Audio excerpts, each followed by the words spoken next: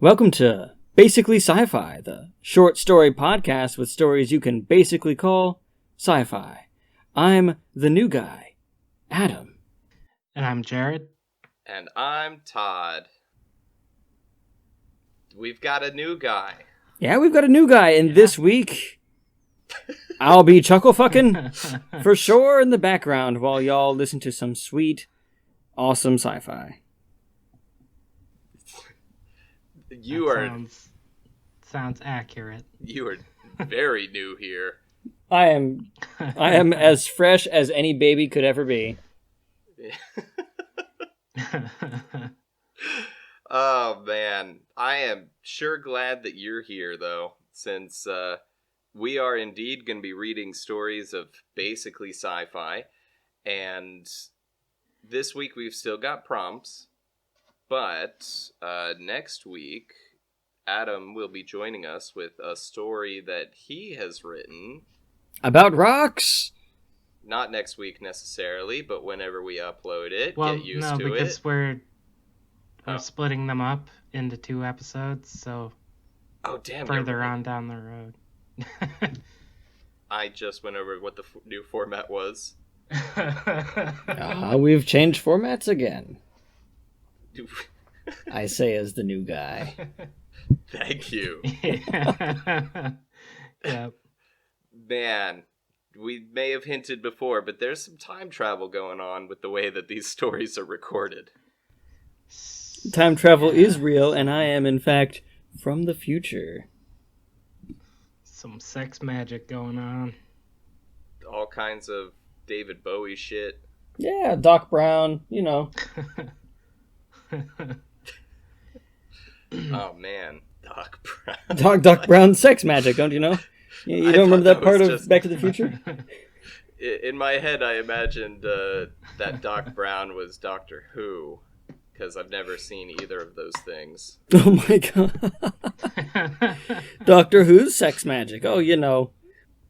Anyway. Doctor Who can barely be classified as sci-fi, let me tell you. Barely. Really? Yeah.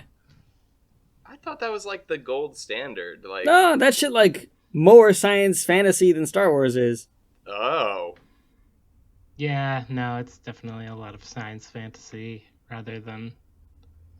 But science fantasy is still science fiction. It's just a different scale of it as far as not grounded in reality, but... I'm like, do we have to change the name of this show? Yeah, no, I was going to say our stories are very much usually science fantasy rather than science fiction, but... Yeah, fantasy usually has some kind of space magic. Hard science fiction. You know. Well, thank God Adam is here to course correct and get us with some of that hard sci-fi next time. I hope you guys are ready to get hard next time with science fiction. Yep. Well, that line also kind of blurs insofar as, like, I forget who the quote's from, but, like, any science sufficiently advanced appears as magic. Gandalf? I don't know if that was Gandalf now. Gandalf said any science sufficiently advanced enough is considered magic. Because he's also just a time traveler. Yeah, he's coming from the future. Well, he's like pure fantasy archetype as far as, like, he's an angel wizard. Look, he basically showed up. Science to Lord of the Rings. He basically showed up with a flashlight in that one scene and, like, scared away all the orcs, and that's the extent of the magic that I saw him do. He says he fought a Balrog.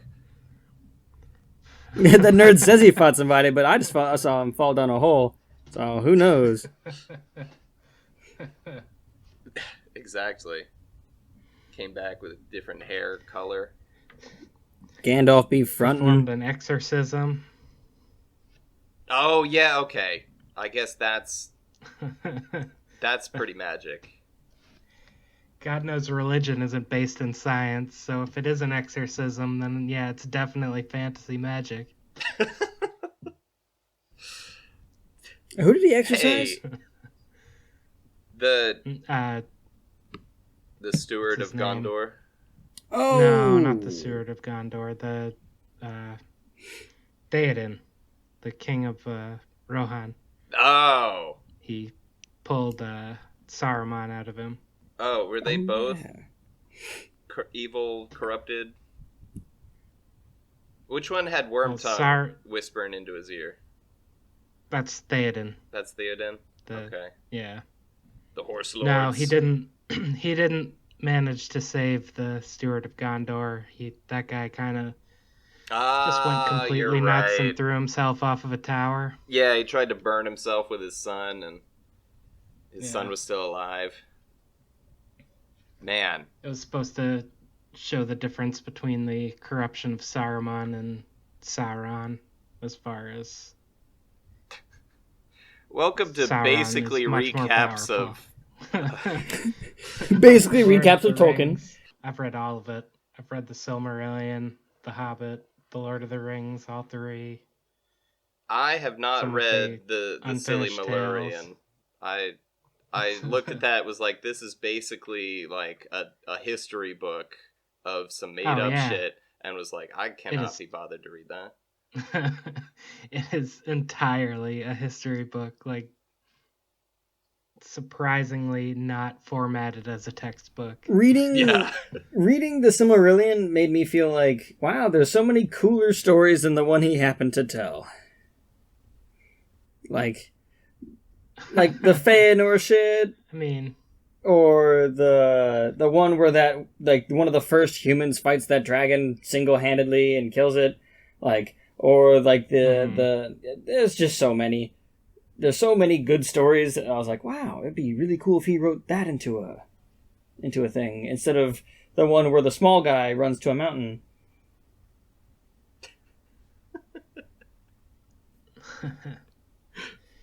The history of the elves and the forming of the dwarves, that's all really pretty interesting stuff. But, like, it also doesn't really form one long cohesive story like The Lord of the Rings did, as far as creating a series of books out of it. Tolkien should have been on this show. The Silmarillion comes off as a textbook. It would have been perfect for this show, just telling one story at a time and then kind of going back and connecting them later, right? Yeah, I'm gonna... Yeah. Actually, I think I'm gonna start writing my own stories, but then, for future podcasts at some time in the future, I'm just gonna switch to reading sections of the Silmarillion and see if anyone notices.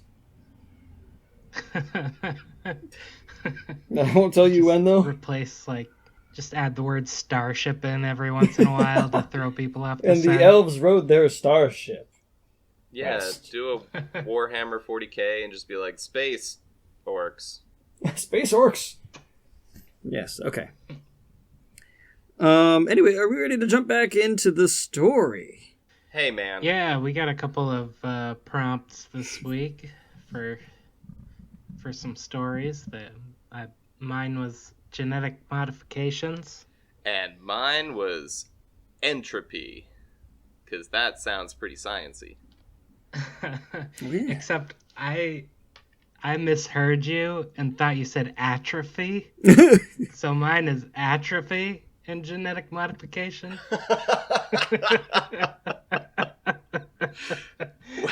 Yeah. Did we do I think we discussed this at some point, but I don't know if it ever made it into an episode or not. Okay.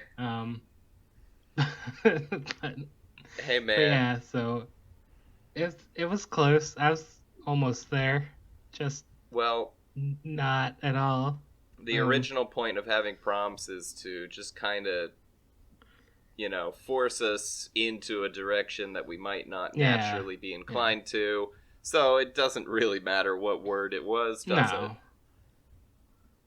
Yeah, no, I'm not too worried about it. That I don't really bring up atrophy at all. Like, it just it happens over the course of the story, and like if you know that I'm writing about Entropy, then you might pick up on it, or you might not. But it's not like I called it into a central plot of the story or anything. Yeah, I mean, mine was also kind of conceptual rather than, I don't know, what, like recurring or whatever. Like, it's there, but Yeah. it's not like people are just constantly going, hey man, how about all that entropy that's happening around here?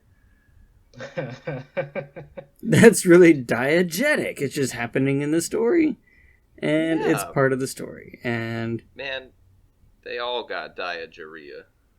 diarrhea. Smooth bowel movements, I've heard, are preferable to solid ones. Spoilers, man. Spoilers. You can cut that out. Way future spoilers. You can cut that out. No, we don't need to. Just, we've mentioned the time travel. Anyway, I'm going to read my story about entropy. Mine's about entropy. And genetic modifications. This story is called Retribution Convention. Or Retcon for short. I like it. Yep. Alright, what character is this? Hey, so I was wondering, why do you call him Dark Lord Edeth? What's he lord of? Ary asked innocently. I guess like all of space? Nova postured. What do you mean? That's just his name, Iggy said. Well, no. You see, his name was Bruce Coolidge.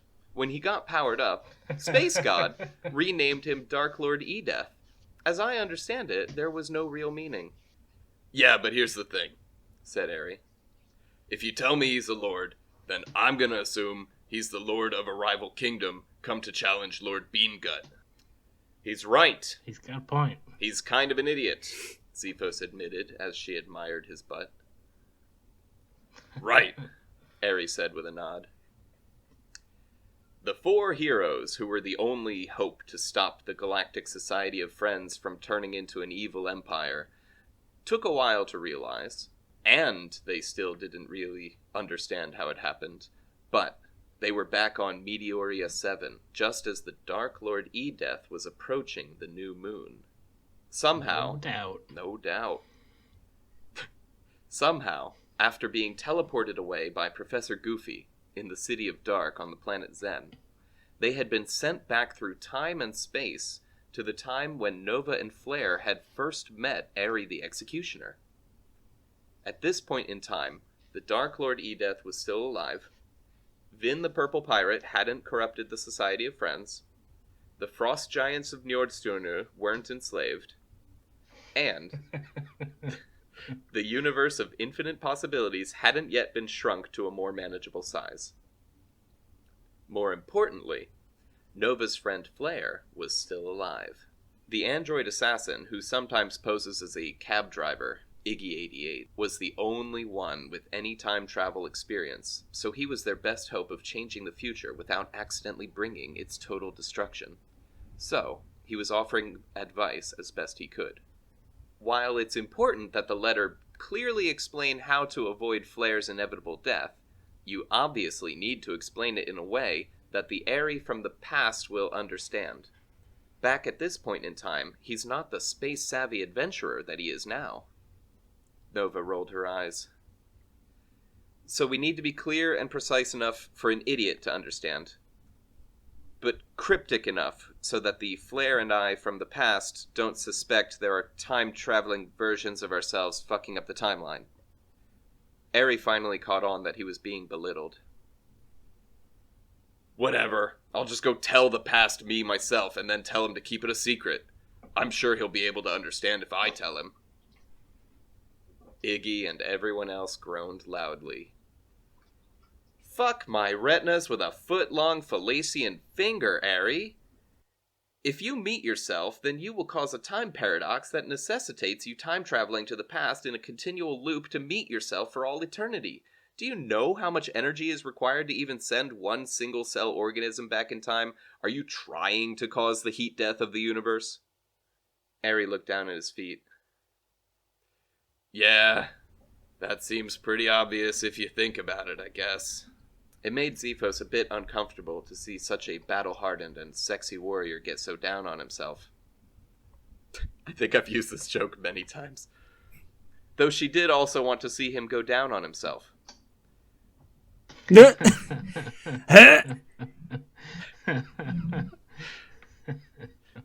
So she Who doesn't? So she tried to change the subject back to the matter at hand. So the plan is, we give this letter warning about the approach of Dark Lord Edeth to Ares Lord Beangut. That way we can avoid any paradoxes. How about this? Nova held up a letter she had drafted. Dear Ary, this might not make sense to you now, but if you ever end up going on a journey, please remind your traveling companions to use their magic revival powers before flying into the sun.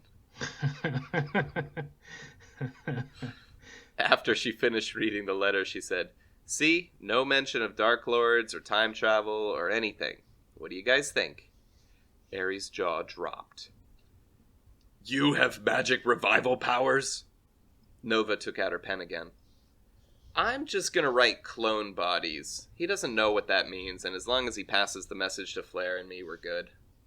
Iggy nodded. All right, Ary, go pass this message to Lord Beangut, and then ask him to give it to your executive assistant to pass to you. Nova, Xephos, and I will await you at the tavern by the Fishbird statue and enjoy a fine human drink, as I am well known to do on occasion because it makes social events more enjoyable, but not so often that others would be ashamed to associate with me. He's got being human down pat. Oh, yeah. Oh, yeah. Ary parted from the group and made his way to Beangut's castle. A guard stopped him as he approached the castle gate. You need something, Pasty? He said. It's me. Open up. The guard scratched his chin. Me? But I'm me. Fuck off, imposter. Stupid. Why did I write this whole thing? It's me, as in Ary, Beangut's executioner.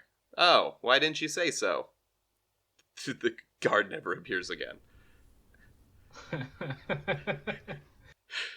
The gate opened, and Ary made his way immediately to Beangut's audience chamber without any more hassle. The Lord was lounging around on his throne.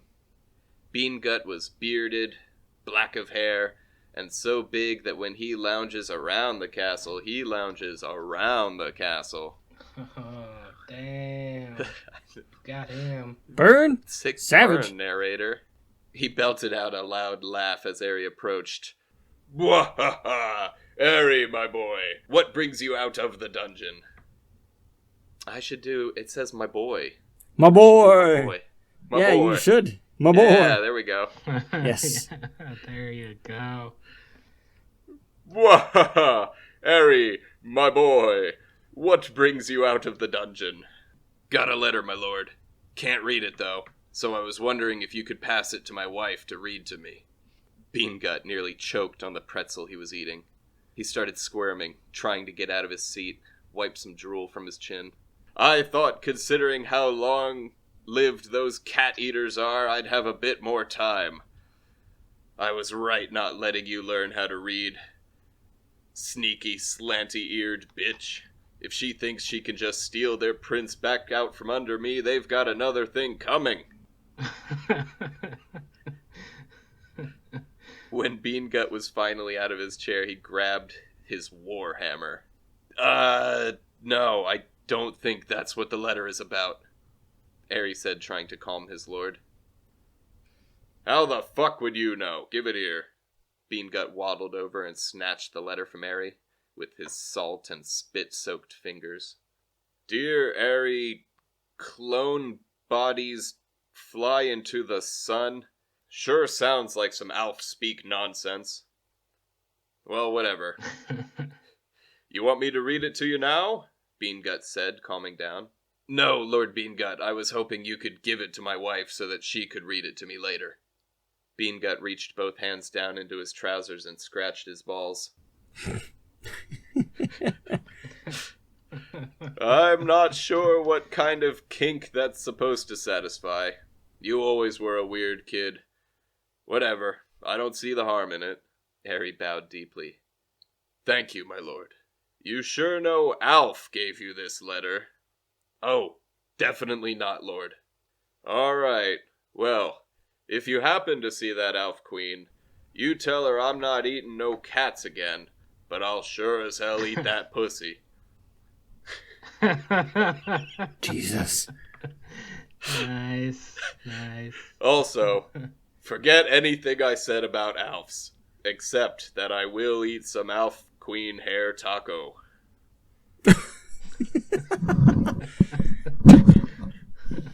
God, I think I wrote this whole story just for that line. Science fiction. Of course, Lord Beangut. And with that, Ary was dismissed, and Beangut went back to scratching his balls. Went back to is not quite accurate. In truth, he never stopped. The salt on his fingers did not come from the pretzels. No. Jesus Christ. Oh, man. I'm laughing at my own jokes. Ary left the castle and made his way back to the tavern where all of his friends were getting drunk without him. Ary waved and approached the table they were seated at. I delivered the letter. Think it's gonna work? Zepho smiled and gave a big dorky thumbs up. Good job, Ary. I knew you could do it. Iggy slammed his untouched drink down on the table for dramatic effect. You sure you gave it to him? Yeah. Do you remember getting the letter? What do you mean? If you changed the past, then you would have a memory of getting the letter, and if our plan worked, then Flair would already be alive. But you still remember her launching herself and a rocket full of zombies into the sun, right? Oh, shit, Nova slurred drunkenly. You're right. We didn't change anything. Yeah, we didn't change anything, said Greg, the rat scallion guard, who also has been traveling with them the whole time. I'm tired of your shit, Greg, Ary said, pointing a thick, accusatory sausage finger. It should have been you bringing the letter to Beangut anyway. Why would I ask Beangut to give the letter back to me later? You didn't ask me, because I personally don't give a shit about getting Flair back. Greg spit his chewing tobacco into a nearby spittoon. She called me ugly. Fine, Nova shouted. If you don't want to help us save Flair, then you can forget about us helping you get that genetic modification to look more like a human than a butt-ugly rat scallion. Yeah, fine. Fuck this and fuck you. I don't have to put up with being treated like this. I'm going back to my parents' farm to be a scarecrow. Greg then intentionally spilled his drink all over the table, flipped everyone off, and left without paying. Nice. So long, Greg. We'll miss you. Yep, he's been here the whole time. But this is his final episode. Mm-hmm. He's definitely been here the whole time? Okay. I mean, He was in episode 1. He's been here since the beginning. Huh. Yeah. I mean, he was, though. I think I wrote the scarecrow joke in there because it landed so well the first time. I thought I'd use it twice. Yeah, why not? Nobody's gonna remember, especially if you don't bring it up right afterwards. I mean, it's more a reference than just using the joke again. Referencing my own stuff. No, I know. Okay. Iggy rolled his eyes. God damn, am I glad to be rid of him, following us around all the time. They waved a barmaid over, who began to wipe up the spilled drink. Iggy continued. We might still have a chance to make things right. Ary, go back and this time approach your wife directly. Make sure she reads that letter to the past version of yourself. This might be our last chance, though. Ary returned to the castle, and this time went directly down to the dungeon. His executioner's executive assistant/wife was sitting at her desk as always. Ary leaned up against the desk and tried to ask as casually as he could. Hey, Mika, Beangut give a letter to you. Mika looked up from her desk where she had been drawing Alf Yowie fan art. Oh yeah, I've got it right here. Okay, can you read it to me later? Well, I can read it to you now, I guess. Ary didn't want to be weird, and insist that it had to be later, or else it might seem suspicious. Okay, well, read it to me now, and then read it to me again later to remind me. Sure, Mika said, squinting hard at the paper. Let's see. It says, Dear Ary, make sure you execute those 2 pretty Alf girls. We don't need them around distracting you from your work. Sincerely, Lord Beangut. Ary, of course, couldn't actually read the letter, but that didn't sound anything like how he remembered Nova writing it. Plus, he was unsure why Nova would want him to kill her again. He decided to check something. Hey, Mika, you can read, can't you? Mika blushed. Of course I can. My whole job is to read execution orders from Beangut and tell you which prisoners need killing. Ary sided up to Mika and put one hand on her shoulder. Mika, I kill everyone who comes down here. Mika put her hand on Ary's. A tear formed under her eye. Ary, if Beangut learns I can't read, he won't need me anymore. He'll tell you to... You wouldn't execute me, would you, husband? Ary felt a tear come to his eye as well. Of course not. You haven't engaged in any kind of public urination or public spousal humiliation. You've always been good to me. Mika smiled. You've always been good to me, too. Mika got up from her desk and pulled at Ary's hand. Follow me. Even though they were both supposed to be working, the 2 snuck off back to their breeding quarters, where they plastered the walls with their love juices. Jesus!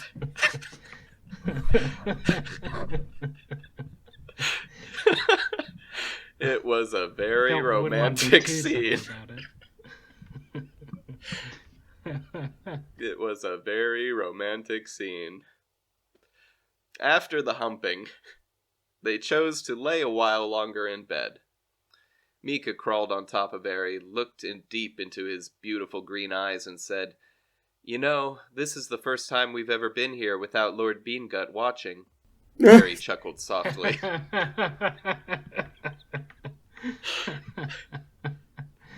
Nice. I could get used to this, he said as he ran his fingers through her hair.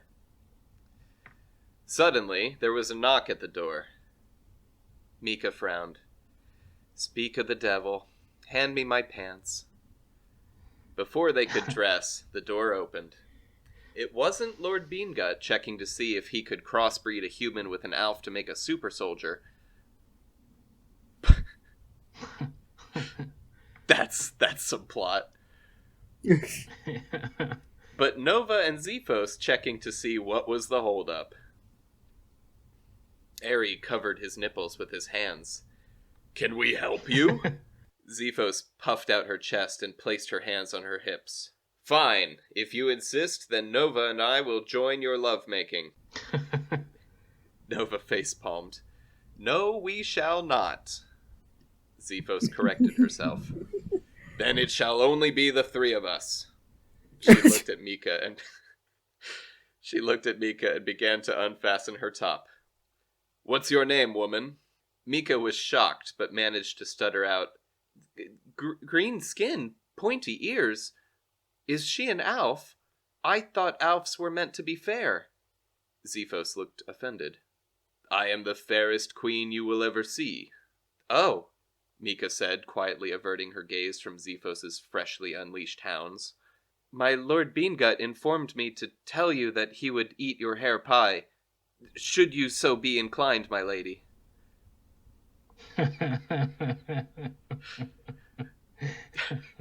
Jesus. Apparently, this is something he says a lot. Just gotta make sure that it gets out there, in case she hadn't heard. And if you don't know, now you know. Ary handed his wife her clothes. No, she isn't an elf. She's an alien. These are friends of mine. Nova looked angry and drunk. You were supposed to tell her to give you that letter, not sleep with her. She can't read, though. That's why she never told me about the letter. Mika looked understandably confused. Ary, do you know what that letter said? It was a warning for when I was to engage with these ladies on an adventure. Mika put on her clothes and got up from the bed. An adventure, huh? Yeah, you see, there's this girl named Flare. How many girls did you intend for us to engage with exactly? Ary counted on his fingers and stupidly answered, 3? But there's another guy named Iggy. Greg the Rat Man was gonna come too, but he turned out to be an asshole. I've heard enough. Get out. But Mika, get out! Nova, Xephos, and Ary walked from the room out into the hall, where Iggy was leaned against the wall waiting for them. You're here too, Iggy, Ary said sadly. Yes, but there was a naked woman in there, and it wouldn't have been appropriate for me to enter the room seeing as I am designated male, Iggy said matter-of-factly. Nova sighed. What are we going to do now? Flare's still dead, and I'm not sure how else we can save her without dooming the rest of the universe. Ary just walked away grumbling to himself. Where are you going? Nova said. I'm gonna go tell the past me directly. Enough of these games. Ary, wait, I know you're frustrated, but I'm starting to worry that if we interfere anymore, we might irreparably change something. What would happen if we accidentally stopped ourselves from killing Edith? We might all die instead of just Flare. She saved us. Maybe it's better this way. Maybe you're fine living the rest of your life not knowing if there was anything you could have done to save her, but I know that if I don't do something with this chance we've been given, I'll regret it forever. Iggy put his hand on Ary's hip. As someone who professionally travels back in time to kill people and change timelines, maybe it's hard to hear me say it, but when you change the timeline, you don't even remember what it is that you changed, and so it's kind of hard to tell if you did the right thing. I can tell you, though, that if we did manage to save Flare, you wouldn't even remember that she had heroically sacrificed herself for you. Ary's mouth gaped stupidly. I will never forget what she did for us. You will if you stop her from doing it in the first place. Yeah, that seems like a good enough reason not to do it. I don't want to ever think of her as just a girl with blonde hair who had a weird crush on me for a couple of days. I want to remember her forever as the blonde girl who saved my life. Nova was a little disappointed that they couldn't rescue her friend, but she was also relieved not to have to worry about accidentally causing the heat death of the universe anymore. Okay, then. Fair. We leave things the way they are. Let's leave now and go inform the Galactic Society. You all go on ahead. I'm gonna try to apologize to my wife, and then I'll catch up. The fuck do you mean you'll catch up? You have a method of space travel? Xephos, who was still topless because she couldn't be bothered and no one was complaining, stepped between the quarreling couple. You are a cold woman, Nova. I, however, am moved by Ary's feelings. I will stay behind as well. I will call my personal guard to pick us up. We will rendezvous back at the Society. Nova was unable to help herself. But, are you about to say something really clingy? Xephos said with a smirk. And so it was decided, based on the whim of an idiot, that Iggy and Nova would call a space cab, while Xephos and Ary would follow soon after. Despite traveling through time, nothing at all had changed in any way, shape, or form, except for literally everything. Good luck following the narrative from here on out. Oh no! The end. And the worst part is we don't even know what changed. That's how time travel works. Nice. Yeah.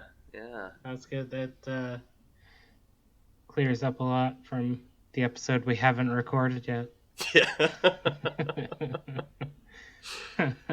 Yeah, so they're going to be going their separate ways for a bit. So that makes sense. There was some foreshadowing in the other episodes of some stuff that had already happened, I think. I'm not sure. My timeline got a little bit messed up on purpose. Yeah, that's fine. This one was self-contained enough. Yeah. Yeah, no, I like the take on time travel too. Like everything just immediately changes and you don't know what's changed. Like there are a few different ways you can do time travel as far as that goes, but that's a good way. That's the one that makes most sense to me, personally. Yeah, it makes sense, but it doesn't get used very often. Yeah, which is. I feel like because narratively, like the audience would remember, but then the person in the story wouldn't, and that might be kind of aggravating for some people to watch somebody make the same mistakes several times, and they go back in time to fix them. Yeah. Yeah. I mean, I guess they're just gonna make the same mistake one time, but Oh no.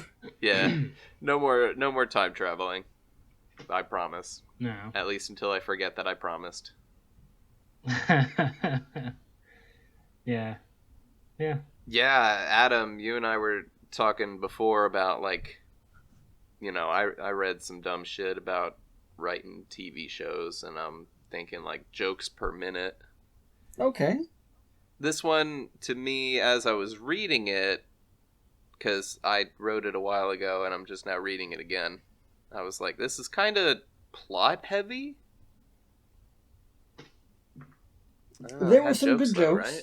So, like, the way TV shows work, the beautiful thing about visual media is you can see it, right? So all of the scene descriptions that you do end up doing in written media end up just not existing. And then, like, jokes per minute does become a thing. But you got to remember with, like, podcasting and, like, reading written stories that, like, the jokes per minute thing kind of drops, like, down because you do need the, like, scene description, exposition, like, narration. That kind of stuff ends up also being important. And but I think you can include that. Yeah. Like, I include some jokes in the narration, Yeah. Just remember, though, that I put most of mine in my narration. Yeah, exactly. Don't feel compelled to have, like, exactly 3 jokes per minute, because, like, that's... You're just not going to be able to progress plot if you're always worried about having, like, I got to have these 3 jokes. We're not writing TV shows either. Yeah. So. We're that's true. I didn't read any things about writing podcasts, so was wondering what you guys thought about that. Oh, I thought it was pretty good. I don't think the jokes per minute thing holds up for written media, and as associated, like, written media read aloud. So if you do want to know about jokes per minute, check out some shit about, like, writing books or something, or short stories. Like, how many jokes would they have? Yeah. What's acceptable there? I think it's probably going to end up being, like, 1 joke a minute, maybe. I don't think that TV is a particularly high art form as far as comedy goes. Like, there's some funny sitcoms or some really funny cartoons and everything, but I don't think these stories need to be looking up to television. A lot of the writing in TV is really hacky, and, like, jokes per minute is just a way to cover crap writing a lot of the time. Yeah, that is very true. Yeah. So, as far as, like, it's fine if you want to, like, consider how often you're making jokes. Like, you don't want a whole story of just exposition where nothing's funny in a comedy podcast, but at the same time, you don't want to be sacrificing the story and exposition just to make a joke about the king wanting to fuck an elf. I mean, you guys will see. That was also world building. I'm sure. I'm sure all the kings want to fuck an elf and kill their executioner for fucking elves.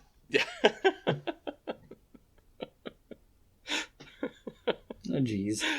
Oh, jeez. Yeah. I mean, when I'm reading it, I get bored personally if there's not a joke. So I'm not trying to sacrifice funniness for, for plot that, is, I know gripping, but, I like it. Yeah. All right. Cool. We checked all the boxes. We joked around. We talked about actually writing stuff. We listened to a story. I think this was a successful episode. Yeah. Great success. Yeah. And next time we'll be back with Jared's story, and Adam will also be sitting around for that one. Yeah. I'm just gonna squat on your podcast. Yep.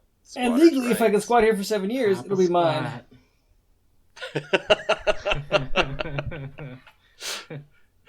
All right. It's legally binding. Legally binding.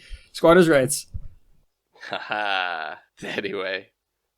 All right. Well, I'll see you guys in a minute or a week or two.